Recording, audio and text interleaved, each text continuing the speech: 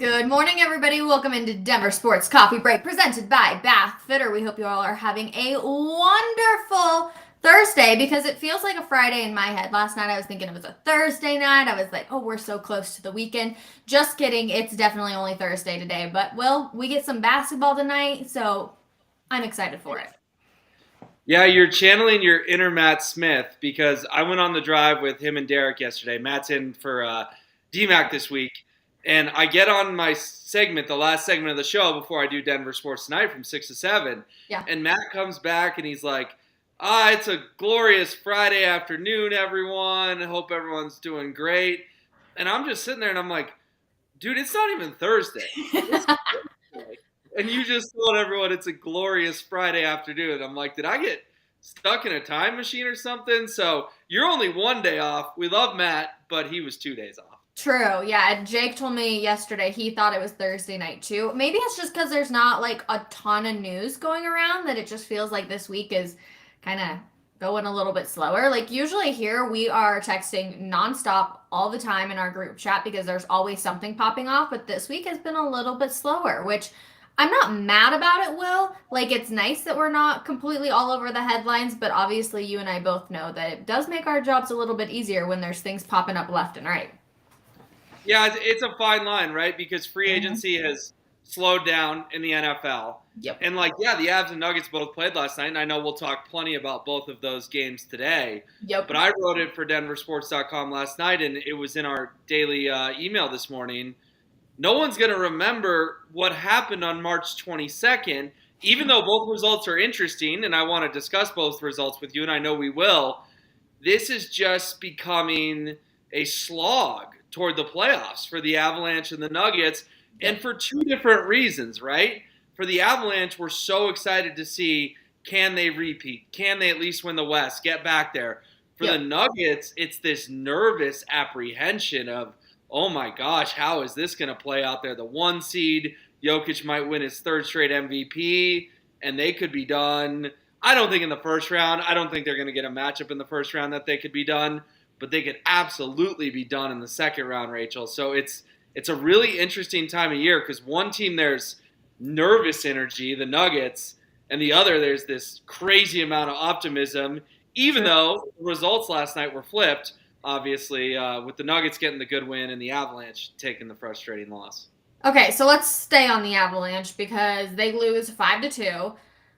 It was a weird game, and I know Jared Bednar wasn't exactly happy with what happened in the second period. But overall, when you looked at their style of play, did you think this is Avalanche hockey? This is the Avalanche hockey we know and love, or did it feel kind of like you said about this whole season, or like the past couple of weeks? It's kind of been like the slog, right? Like we're just kind of in this moment. We're trying to get through these games. To me, last night was the injuries catching up to them once again. Because we've seen a few games like that this year. You know, remember when we joked in December, it's the Colorado Eagles playing at Ball Arena, not the Colorado Avalanche. Yep. Last night, Rachel, Cale Makar, Gabriel Landeskog, Arturi Lehkonen, Evan Rodriguez, Josh Manson, Eric Johnson. Yep. Like that's 6 guys, 3 defenders, 3 forwards that will all, in theory, knock on wood, be massive parts of your playoff plans. Yeah. I mean, that's 3 top 6 forwards, and that's 3 defensemen who will be 3 of your 6 defensemen in the playoffs. So I just thought, Pittsburgh was desperate because they needed those 2 points. They are fighting for their playoff lives in the East. Mm-hmm. But I just thought when you looked at the talent the Avalanche were missing, and you look at Pittsburgh with Crosby and Gunsel and Evgeny Malkin, it was just like, wow. The Penguins remembered, hey, we have won 3 cups during the Sidney Crosby era, and we're gunning for a 4th before the clock strikes midnight on this guy's career. And the Avalanche, all due respect to the return of Darren Helm, that wasn't enough firepower to keep up with what they were missing. So, yeah, the second period was frustrating. They had a 5-on-3 that I thought the call was terrible to give the Penguins the 5-on-3. So the X's and O's, that's why they lost the game. But big picture, they lost the game because they're beat up, and Pittsburgh had to have that one as they try to make the playoffs in the Eastern Conference. And I think this honestly actually isn't talked about enough. The Avs are getting the A team every single night against every single opponent that they face. Like, I feel like that actually hasn't been talked about a whole lot because it's true. Think about it. You always, when you know that there's the best team, right? The national championship team, whatever it is, the Stanley Cup champions, you're going to go out there to prove that you can keep up with them. And that's what the Avs get every single night. And that's another level of exhaustion, too. Well, yeah, and think about the stage last night. It's a TNT game, national TV, Ball Arena, Pittsburgh and Florida battling for the last wild card spot in the East. Yep. You think the Penguins were a little more juiced up than they would have been on a Tuesday night in, I don't know, San Jose? Of Yeah. course they were, right? Like you mentioned it. You're playing the defending Stanley Cup champions. It's national TV. The energy's in the building, and the Avalanche have to face that 82 games a year, whereas no one cares if they're playing the Arizona Coyotes. Like the Penguins aren't going to get as motivated for a game like that. That's a good problem to have because they won the championship, but you're right. It makes the fact that they're only 2 points back of the Central all that much more remarkable because every game for them is played on a level of intensity that, let's be honest, half the games around the league are not played at on a nightly basis. True. Okay, so who would you rather see? The Stars, the Wild, the Kraken, the Oilers, or the Jets? It's like the whole Western Conference, but you're right. That's how many possibilities there are, Yeah. which is crazy. All right, so slow down. Give them to me again. The 5 of them again. Stars, Wild, Kraken, Oilers, Jets. I guess the Kraken, right? Because they're just the most inexperienced of those teams. They're still what? In their second year of existence. Their goalie is Philip Grubauer. Yeah. We saw him choke in the playoffs, Rachel, when he was the Avs goalie against Vegas. He had the one really good game here. I think it was in game 2, and then just fell apart as the Avs lost 4 in a row. And at my favorite term you've ever coined, the second round boogeyman got him for a third straight time before they won the cup. Yeah. So I would think the Kraken because of the lack of experience and because I don't trust their goaltender. How about you?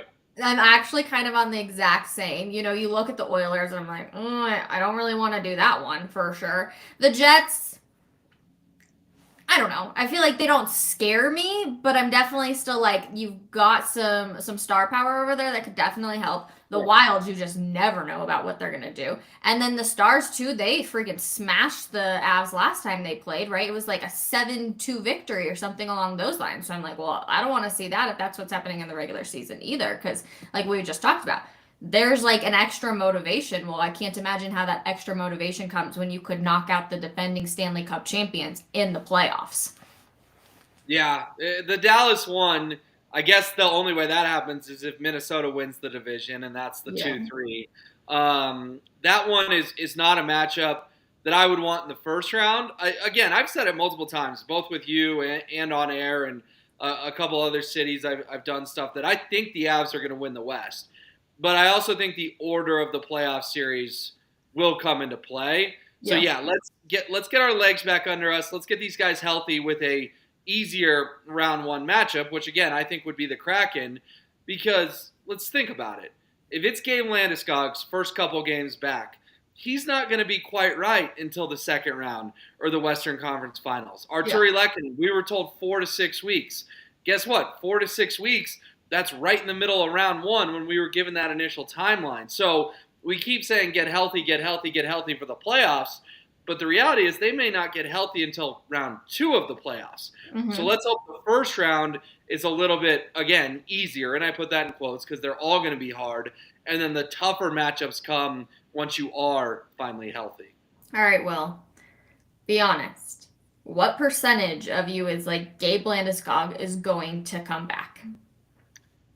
So I was probably at about 50-50 until we saw what we saw before the Blackhawks game on Monday with him at morning skate. I thought that was significant because it would be an odd step to take if he just wasn't going to be back this season at all.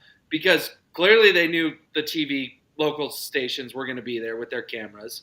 Clearly they knew all the writers were going to be there with their cell phones. And clearly they knew all kinds of video would go out of Landeskog skating at morning skate. If there was a chance he wasn't going to play this year, why would you do that? You would continue to just skate him on his own and say, hey, he's on his own, he's on his own. Now, Bednar re-emphasized he's on his own in the post-game or the post-morning skate press conference. Yeah. But I just thought it was a step of like Gabe and the boys back together, and it's not so much about Gabe the individual. Gabe is starting the process of rejoining the team.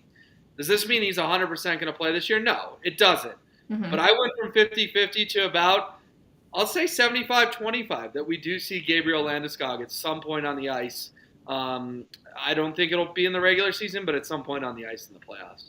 Okay. I feel like as each day goes by, despite the good news we're hearing, I'm just like less and less convinced that he's going to come back, because think about how fast regular hockey is, and then you put playoff hockey out there. Like, that's a whole nother level. And Mike Evans and I actually talked about it yesterday. Like, how can we expect Gabriel Landeskog to go out there when it's like 200% of what you're going to actually see, like for just time on the ice and everything else? So there's the speed of the game, I guess I should say. So that's what like makes me nervous. The only thing I would give you and Mike a little pushback on is they don't really need Gabe's speed per se. Mm-hmm. They need his grindiness, and I don't even know if that's a word, but they need him in front. You know, the grittiness. There we go. Maybe his grittiness is a real word. But they need his big body in front of the net to just distract the goalie, set screens, and jam home rebounds. And that's what he did for 20 games last year on a bad knee, and he was great at it. Obviously, Makar and McKinnon got all the headlines in the playoffs, but we remember Mikko Rantanen slumping. I think you could make a strong case Gabe Landeskog was their third best player in the Stanley Cup playoffs a season ago. So, yeah, he's going to have to get up and down the ice. He's going to have to play defense. I understand all that. He can't just cherry pick there in front. But when he's his most valuable, will be on that power play when he can just park his big body in front of the net, and the speed doesn't come into play as much as his hand-eye coordination does. And for as many knee surgeries as you have, you're not going to lose that part of your game. No, and that's actually a really good point. You know, I'm thinking about the game as a whole, not necessarily just like the one area where he can be really beneficial. So you're right when it comes down to the power play. We'll move on, though, to the Denver Nuggets, because they're finally getting back on track. They got a win, 118-104. And I loved Michael Malone's quote that came out yesterday about them sweating out New York City. And I love that. That's what Tuesday's practice was all about. How did you feel about the game yesterday, and do we think that the Nuggets are getting back on track, and we just saw a little slump, but they're getting back to go, hopefully just stay steady until the playoffs? Yeah, well, I think that first half they were sweating out New York City, right? They were losing to the Wizards at halftime last night.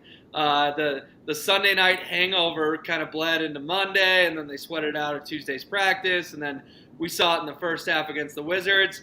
And then, Rachel, they were officially hydrated and sobered up and ready to go by the time that third quarter came around, because they outscored Washington 39-16 in the third quarter. One of their most dominant quarters of the year, and Michael Malone even said post-game, it looked like we cared again. I don't know if I love that quote, because I think they always care. I just think they poorly executed. But the combination of getting back in basketball shape after a couple days off, a rare couple days off on the road, sort of waking up of, hey, this is the Wizards B team, we need to beat them. True. And Nikola Jokic just being full Nikola Jokic, 31, 12, and 7. That's what you do when you're the Nuggets and you have the best starting five in the NBA. You outscore teams 39-16 in the third quarter. So, yeah, that was impressive. Mm-hmm. And the bigger thing here is they went 3-2 on the road trip. 3-2 road trips in the NBA should be celebrated. True. That's a very good road trip to go over 500. And I understand the competition wasn't the toughest necessarily, but if you had told us, Rachel, 9, 10, 11 days ago, whenever they started that thing, can the Nuggets go 3-2, we would have all taken it in a heartbeat. So, yeah, the Toronto loss was frustrating because of the first quarter. And, yeah, the Knicks loss was frustrating because they blew a lead. But they still got 3 wins, and they came back with a firm control of the number 1 seed in the Western Conference. So I think they're pretty much back on track, although I know we'll get to it. They've got 2 big games coming up at home at Ball Arena, 2 MVP type conversation games. You know, as you say that, for some reason in my head, I was thinking they went 2-3 and not 3-2. And maybe that's just because it's been such like a roller coaster these past couple of weeks when it comes to the Nuggets. But you're right; they went 3-2 on this road trip. They did, yeah. And granted, two of those wins were against the as I said, the Wizards B team and the Pistons, who are one of the worst teams in the NBA, if not the worst. I haven't looked at the bottom of the standings in the last couple of days. And then the Nets, who obviously traded Kevin Durant and Kyrie Irving. So the competition was not the strongest. Yeah. But based on what we saw in Toronto, we were all really worried, like, oh no, is this going to be a 1-4, 0-5 road trip? True. They salvaged it in a pretty big way, going 3-2. Okay, well, we're going to bring in Jake Shapiro because we had a really good conversation earlier this week. And Jake is not afraid of the Golden State Warriors whatsoever. And however, I am afraid of the Golden State Warriors. I think you're a little nervous about the Golden State Warriors. Hopefully he gets in here soon. But, just kind of getting back to the playoffs. Oh, there he is. Jake Shapiro, good morning, my friend. How are you? Good. All rosy in Nuggetsville. Okay, good. And so I do want to get back. Well, since we know where Jake stands on this, who do you want to see more, the Suns or the Warriors in the playoffs? I'd say neither. If the question is who do I want to see more, I want to see the Timberwolves, the Jazz, and then the Grizzlies. No, I'm kidding. I understand what you're saying. Who would be a better matchup? I guess who scares me less? Is that what you're thinking, Rachel? Yep. It's such a tough decision because you're picking between, in my eyes, what's a super team down in Phoenix with Chris Paul, Devin Booker, Kevin Durant, DeAndre Ayton, versus the Warriors, who are, been a dynasty, could still be a dynasty, are a dynasty, however you want to phrase that. Mm-hmm. So I would lean towards Phoenix because I just think Golden State has the Nuggets number. I think Steve Kerr is a better coach than Michael Malone. I think Steph Curry, it's just absolutely playing with fire to want Steph Curry in the playoffs. So if you made me choose, I'd rather they face Phoenix. But in a perfect world, those two play each other in the first round and just absolutely beat each other up in a wild 7-game series. Well, the Nuggets get a 4-game sweep and are able to rest. That's what I'm hoping happens. But I'd rather face Phoenix than Golden State, and that's a fluid answer. That's a 51 to 49% answer because neither one is someone I think the Nuggets want to see. And be very clear, I know Jake's going to disagree. Both could end the Nuggets season in the second round. There is no doubt about that. Jake? They could play either of these teams in the first round now. The Suns lost last night. The West is still all jumbled, and the Warriors are falling apart. They're 4-6 in their last 10. You look at the Western Conference standings as you wake up today, and there's a good chance the Suns and the Warriors, who we were dreaming to be the 3-6 matchup so that the Nuggets wouldn't run into them in the second round, there's a good chance one of them fall to 7. And if you get the 7 and you lose the play-in game and then you win the second one, you get the 8 seed and you play the Nuggets in the first round. So there's a chance now that the Nuggets are going to get one of these teams in the first round. It's coming back into the picture after last night's game between the Suns and the Lakers. What I will tell you is this.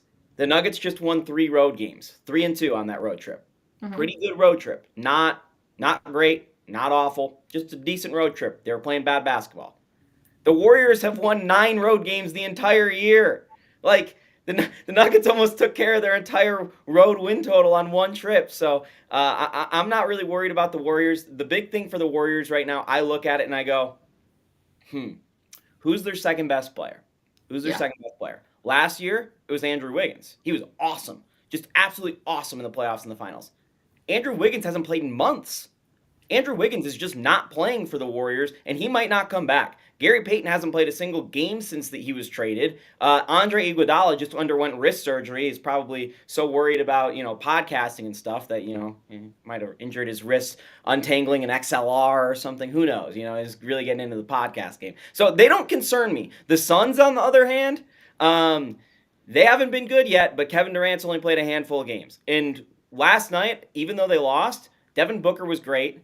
They got absolutely pounded on free throw margin by Austin Reeves because the NBA wanted to flip that game for some reason. And, Torrey Craig is actually awesome. Torrey Craig's a really good player. So Wait, but Jake, I am so confused. You asked who the Warriors' second best player was, and you're talking about Andre Iguodala? Last time I checked, I'm just Klay Thompson and Draymond Green. That made zero sense to me, my friend. their second best player is Andrew Wiggins, but I'm just saying he's one of the guys that's hurt.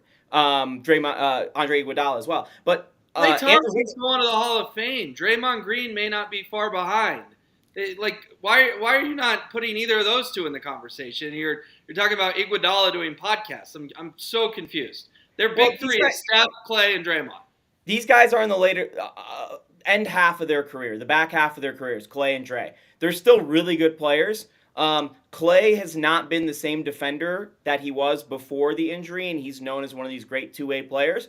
So Klay is more of just a spot-up shooter. He's good off-ball defender. Draymond Green does a lot of little things, but it's inconsistent night to night now.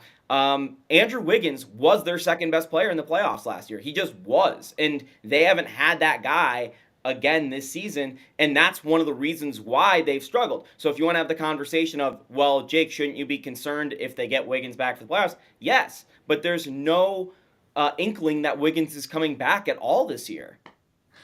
Jake, how many games have the Warriors played completely healthy? Well, that's a tough question to answer off the top of my head, but I can tell you Wiggins has only played 37, and Steph only played 48, and they were injured at different times. So I'm going to guess that it's been a total of like maybe 10 or 12.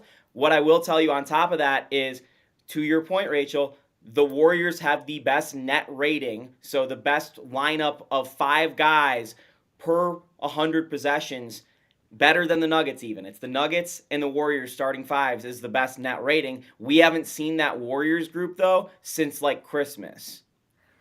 Man, I am so perplexed by this conversation. We're treating Andrew Wiggins like he's Scottie Pippen. This is insane. He is! Michael Jordan, Scottie Pippen, Dennis Rodman, Steph Curry, Klay Thompson, Draymond Green. You know who Andrew Wiggins is? He's Tony Kukoc. He's a role player on a dynasty, and we're acting like he's Steph's sidekick. I'm so surprised that you're so dismissive of Klay and Draymond, who are all-time greats, who both have, 4 rings? Yeah, no, they are all-time greats. It's not about what they've done. It's about what they've done lately, the last playoff run, this season. Wiggins has been their second-best player. That's all I'm saying. They won a championship lately. Right, because Wiggins was awesome. He stepped up. Look at what they look. You can't tell me that Klay and Draymond had zero part in what they did last year. No, they were really good too. But look at what they were without Wiggins 2 years ago. They were a play-in team. They currently are falling to a play-in spot. He's a guy that takes them to another level. That's where they are in their dynasty's history. Those younger guys have not worked out. Moses Moody has not worked out so far. Jonathan Kuminga is inconsistent. They've already flipped off of Wiseman. They haven't even gotten Peyton into the lineup. They're as much of a mess as we think the Nuggets are. Like, people are like, oh, what's their bench lineup? The Warriors haven't had an opportunity to figure these things out. And yes, I agree, they have got a better head coach than the Nuggets do. It's not a controversial take to say that. But they are not scary to me because they have not had a run that has looked good since last playoffs. It's been since the last playoffs that they have not looked good.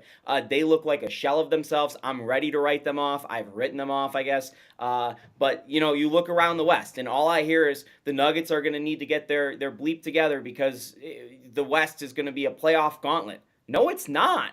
Like, the Nuggets are going to run into either the Lakers, Mavericks, or Thunder, or Timberwolves in the first round. The only one that's even looked good lately is the Lakers. The Timberwolves we'll see because they're getting Karl Anthony Towns back just now. Like, the West playoff is not a gauntlet. The Clippers might have just lost Paul George for the rest of the season, and that's likely the Nuggets' second-round opponent. Like, I'm telling you, it's not as bad as it looks. We're talking about the Avs are going to skate through the West, and then they're going to run into a beast out East. I don't think it's to that level with the Nuggets, but what I will tell you is I am not really scared of these teams in the West. There's nobody that separated themselves from the pack all year. And this is a different story once we see Kevin Durant play with the Suns, but that's the only team in the West that the Nuggets should have a problem with. This is just so kiss of death stuff. that it's March 23rd, and I'll tell you what I told you. I think we had this conversation on Monday when I filled in for James for a little bit. Be careful what you wish for, because this is Nug life, man. You're planning the parade, and I'm horrified they're going to lose in the second round. This is some cockiness and some arrogance about their path to the finals that I think you, of all people, I am surprised, are so supremely confident that the only team that scares you is the Phoenix Suns. We're talked about raising the standard and that the Nuggets are chasing a championship this year, right? Like, this is what it looks like. They have separated themselves as the best team in the West. This is putting that expectation on their plate. Do I want to plan the parade tomorrow? Do I want to go all cocky guy? I don't think that this is being cocky. Like, they've been the best team in the Western Conference for 5 months. And they've had a couple blips, including lately, but they should not have a problem with the Sacramento Kings, who are the third best team in the West. They should not have a problem with the Los Angeles Clippers, who are 5. They shouldn't have a problem with the Minnesota Timberwolves, who are 7. Like, half these teams, Will, are 500. The Utah Jazz still might make the playoffs. So that's great, but it only takes one to knock them out. And the Correct. Two on our lower third here at the bottom could both knock them out. I agree. Anyone could knock them out. The second best team in the West over the last 2 months has been the Thunder. And they're going to run into the Thunder maybe in the first round of the playoffs. And everyone's going to go, oh, this is a young team. They're going to destroy them. Yeah, you know what? They don't have playoff experience. The Nuggets are probably going to walk through that one. But the Thunder, they have some really skilled guys. So it's not like it's going to be a complete cakewalk. That's not what I'm making it out to be. But at the end of the day, if you said, Jake, make a choice, I would say, hey, the Nuggets should win this playoff series. The only one I would even be on the fence about is the Phoenix Suns. I feel like I'm hanging out with Z-Mac and Mike right now because you two are just going at it, which makes it so fun for me personally. I think either Will and I are going to have to apologize to Jake if the Warriors or if the Nuggets just stomp either one of these teams, or I think Jake's going to owe us an apology saying that the Warriors possibly knock out the Nuggets. Of course, we're not hoping for that. But real quick, Jake, before I let you go, because I hate seeing all the negative comments about how, and I know you're a big hockey fan. So who do you want to see the Avalanche face come the first round of the playoffs? You guys were kind of meager about Dallas. I don't want Dallas. They look pretty good right now. I'm not sure. I think I want to see the Avs with Gabe back just to see if that changes the dynamic a little bit, if that makes sense. They can do the old Michael Malone move from a few years ago of tanking their playoff position at the very end to maybe drop a spot for a matchup.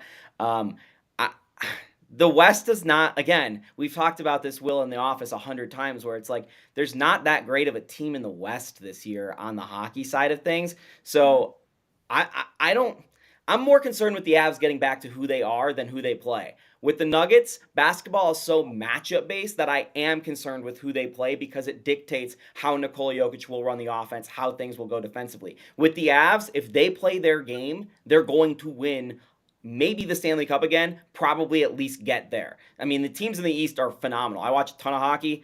The East is here, the West is down here. It's not even close. Well, we can finally agree on something, that there's no Phoenix Suns or Golden State Warriors in the Western Conference of Hockey. That's for sure. There's no super team looming that's going to crush dreams. In fact, you could argue the Avalanche are the Golden State Warriors and are going to become the Golden State Warriors over the next 3, 4, 5 years as we celebrate championship after championship.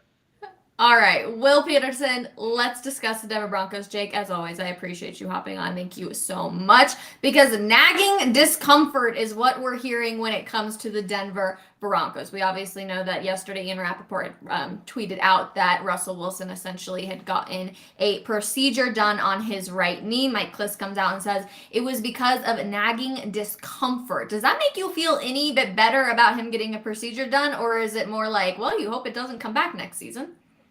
Well, I think the biggest thing is that Klis said he was up and walking the very next day. So or right after the procedure, or whatever it was. My point is that this wasn't some major surgery where he was bedridden or in the hospital for multiple days or on crutches because he couldn't put any weight on it, anything of that nature. I think honestly, Rachel, I'm not a doctor. You're a doctor of coffee break, but I don't think an MD doctor. They Definitely not. just kind of clean this knee up. Like, and that sounds so basic, right? Like, what does clean it up mean? Yeah. And I think it means we all have loose little things in our knee, right? And there was just things that weren't supposed to be there. So they almost went in and took a vacuum cleaner and sucked all the stuff out that wasn't supposed to be in Russell Wilson's knee. I talked about this with Mace last night on Denver Sports Tonight, and he's like, I think I have loose stuff in my knee because I can hear it when I'm walking. Mm-hmm. And I'm like, well, Mace, maybe you should go get a knee scope then, if you can hear your knee while you're walking. And Mace said, but it doesn't, it doesn't make it so I can't walk 2 miles to and from work. And I said, I'm glad you walk to and from work. That's healthy. I like it. Does he but also, really?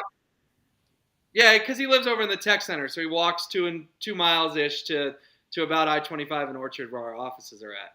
Wow. Shout out to Mace. I know Mace is an avid coffee break watcher, so thanks, Mace. But good for No, you, he my does friend. it. And I wasn't dismissing what he's doing. I think it's awesome. No, But yeah. I did have to say to Mace, but you also don't play NFL quarterback. So with all due respect to your 2 mile walk to work, it's not quite what Russell Wilson is going through on a Sunday. Yeah. I think long story short is that if you can feel stuff in your knee or you can hear stuff in your knee, probably good to get the knee cleaned up. And I think that's what Russell Wilson decided is something's not quite right here. It's going to be a one-day procedure. I'm going to be able to walk the next day. So let's just zap this thing, clean it up, and move on with our lives. And that's the perks of having a lot of money, too, is that you can easily just do that and be like, hey, something feels a little off. Like, let's just fix it instead of having to deal with it for sure. So it's interesting. Nagging discomfort, though, I was just kind of like, oh, that doesn't sound good. But at least it's not like, oh, he had a full-blown injury that we were just completely unaware of.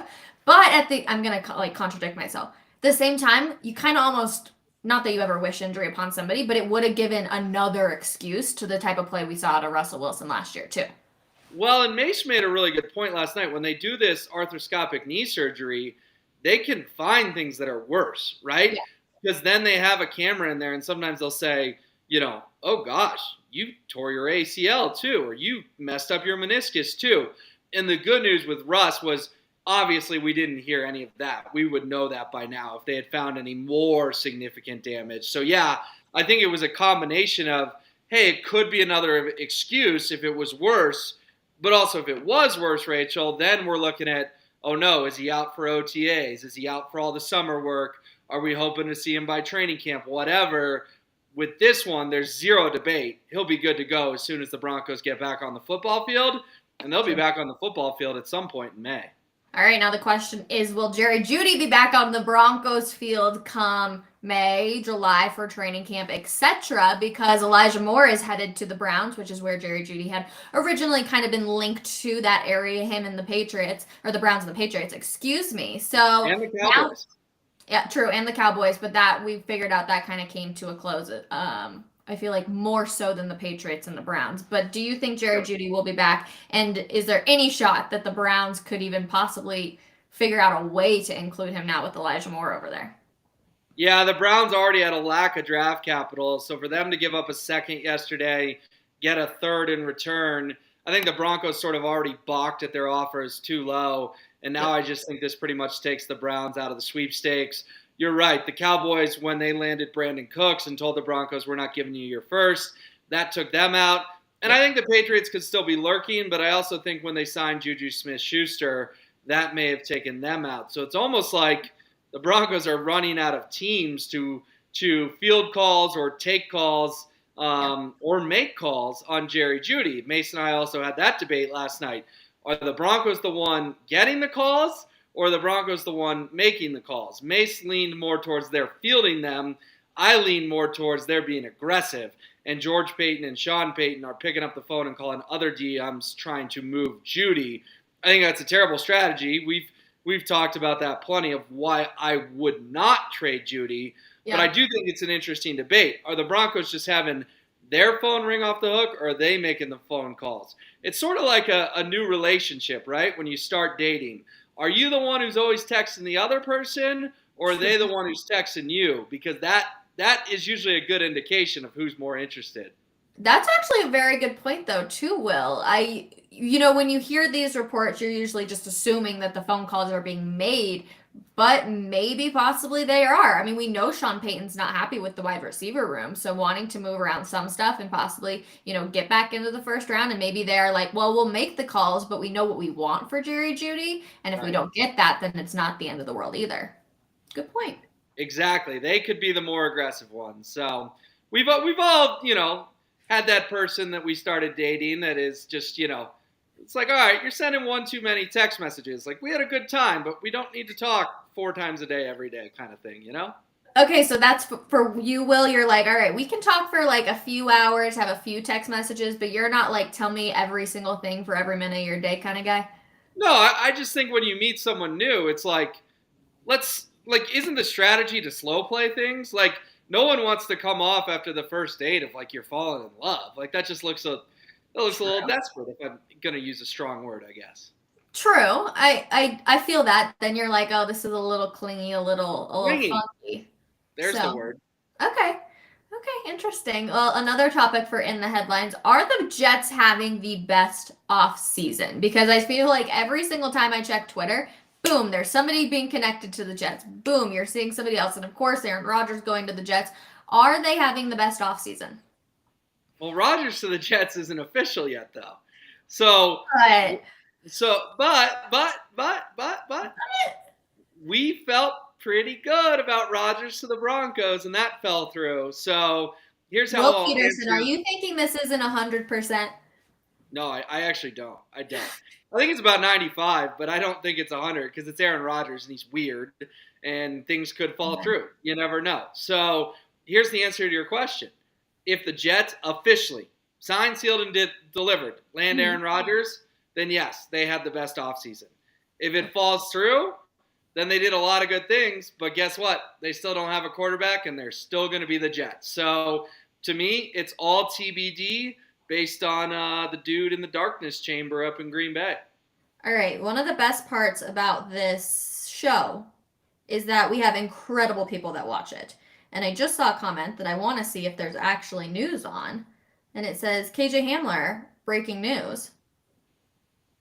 So, hold on. One memento. We're going to pull up the old Twitter machine. Oh, yep. KJ Hamler recently underwent surgery after suffering a partially torn pec while training on his own. The recovery timeline is 4 to 6 months, giving Hamler a chance to be ready right around the start of training camp in late July. Oh. Giovanni, job well done, my friend. Thank you so much. So I guess that now takes us to KJ Hamler, another injury when it comes to the wide receiver room. All right, I don't know if you have the tweet in front of you, but sorry, 4 to 6 months? 4 to 6 months. Rachel, this is fairly significant breaking news that is just such a bummer, first of all, for KJ on a personal level, right? Yeah. He has battled so much, and we saw him at the podium last year be incredibly open about his mental health struggles, some very serious things, like if he wanted to even live anymore or be on this earth anymore. So, first of all, I just feel bad for KJ. Like, this sucks for a guy who has battled so many injuries in his career. But also, Rachel, we have to look at this from a football standpoint. I understand 4 to 6 months could be training camp, right? But that also could be, week 3, week 4, if it's on the 6 months spectrum of things. This, to me, sort of solidifies even more that you can't trade Jerry Jeudy. I thought it was crazy to trade Jerry Jeudy and rely on Sutton, Patrick, and Hamler given their injury history. And now when you don't even know if Hamler's going to be out there for week 1, because let's be honest, with how many things he's battled and he's come back quick, but there's always something new that pops up. So if he fights through this, we can't just say, oh, yeah, he'll be out there July 28th and he'll be totally fine come camp and preseason and week 1. No, because what was it in camp last year, Rachel? Oh, he's out there. Oh, he's not. Oh, he's out there. Oh, he's not. Preseason. Oh, he's playing. Oh, he's not. Again, KJ Hamler's an incredible human being. He's a strong guy. But at some point, his body is just not cooperating with him. So to learn this news today, again, my 2 strong reactions. 1, feel awful for KJ. 2, another reason you just cannot trade Jerry Jeudy at all. Makes no sense to me.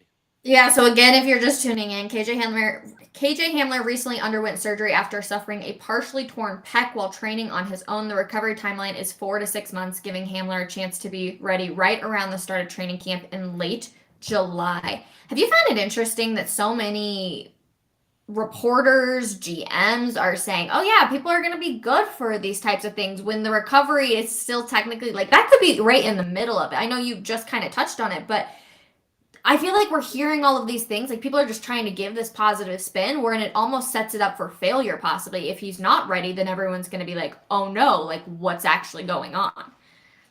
Yeah, you're right. I mean, like when George Payton said at the combine, we're expecting Javonte Williams in week 1.